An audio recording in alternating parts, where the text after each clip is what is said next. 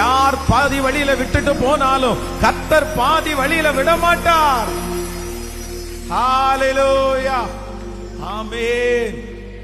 நம்முடைய பிரயாணத்துல நம்ம நடந்து வரும்போது பாதி வழியில வரும்போது இப்படிப்பட்ட ஒரு ஸ்ட்ரகிள் வர்றது உண்மைதான். நிறைய பேருடைய ஆவிக்குரிய வாழ்க்கையில அப்படிதான். ரொம்ப வேகமா வரும்போது இடையில பாத்தீங்க அப்படின்னா அப்படி ஒரு தோய்வு வரும். யாருக்கு தான் அந்த தோய்வு வரல?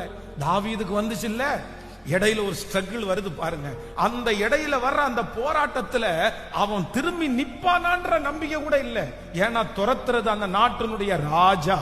அவ்வளவு. அதே மாதிரி யோசேப்புக்கு பாருங்க, ஆரம்பத்துல எவ்வளவு பெரிய ஒரு மகிழ்ச்சி, ஆனா இடையில பாருங்க திரும்பி நிப்பேனா அப்படின்ற ஒரு சூழ்நிலை அவனுக்கு உண்டாயிருச்சா?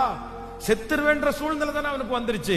இப்படி ஆண்டவர் பயன்படுத்தின ஒவ்வொரு பாத்திரங்களுக்கும் இடையில ஒரு சூழ்நிலை வரும். என்ன சூழ்நிலை வரும் அப்படின்னா, பாதியோட நம்ம நின்ற போறோம், இதுக்கு மேல ஜெயத்தை பார்த்த உடனே ஒரு தோல்வி. ஆனா ஒவ்வொருவருக்கும் பாத்தீங்கன்னா அந்த பாதியில் வழியில வரும்போது இருக்கிற அந்த ஸ்ட்ரகிளை கொஞ்ச நாள் கத்துறதுல கத்து கொடுக்க வச்சுட்டு மறுபடியும் பழையதை விட மேலாக ஆண்டவர் எழும்ப பண்ணி இருக்கிறார். நான் விசுவாசிக்கிறேன், நான் நம்புறேன். நம்மளை அழைச்ச தெய்வம், என்ன அழைச்ச தெய்வம், உங்களை அழைச்ச தெய்வம் பாதி வழியில விட மாட்டாரு.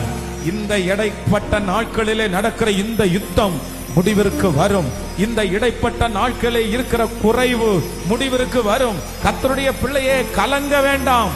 இந்த கொஞ்ச நேரத்தினுடைய ஓய்வு, இந்த கொஞ்ச நேரத்தினுடைய தோய்வு இன்னும் மிகப்பெரிய வெற்றி